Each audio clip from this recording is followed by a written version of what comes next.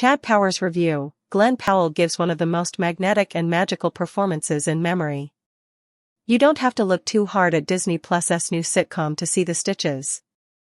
This is a flagrant Frankenstein of a show, a grab bag of elements from things that are already incredibly popular. It's a good-natured sports comedy in the mold of Ted Lasso.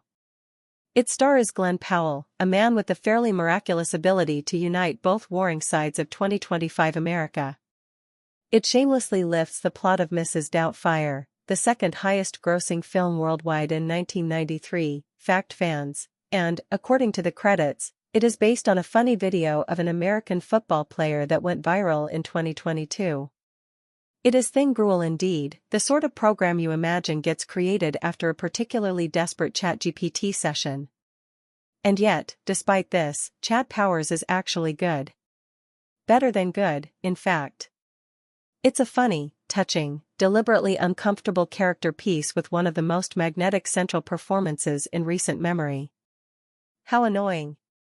Obviously, it helps that it was created by Powell, along with writer Michael Waldron, whose current gig is writing the Avengers franchise, because, viewed from afar, it looks like an attempt to marry the two sides of his public persona. Chad Powers follows the explosive bottoming out of a cocky young football player named Russ Holiday. 1 minute, Holiday has the world at his feet. The next he has lost a championship, punched a fan and injured a young wheelchair-bound cancer patient, all in full view of the wider world. In other words, the show really wants you to hate him. He's the walking definition of obnoxiousness, all Cybertrucks, crypto talk and chest tattoos. It's a role Powell knows well, an extension of his swaggeringly unbearable Top Gun character. However, salvation comes when Holiday decides to start afresh, by stealing his dad's prosthetics, moving to Georgia and passing himself off as a sweetly naive, awshucks college player called Chad Powers.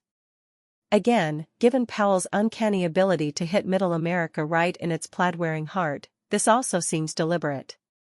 A premise like this has a lot of heavy lifting to do, so it's smart that Powell and Waldron have chosen to cut almost every corner imaginable to get to the action faster. The nod to Mrs Doubtfire is as transparent as possible, coming after Russ Holiday, and I promise this is true, looks directly at a poster for Mrs Doubtfire. Similarly, the college team he signs up for under a fake identity is called the Catfish. If there's one thing this show wants you to hate more than Russ Holiday, it is the concept of subtext. And yet the final result is improbably irresistible.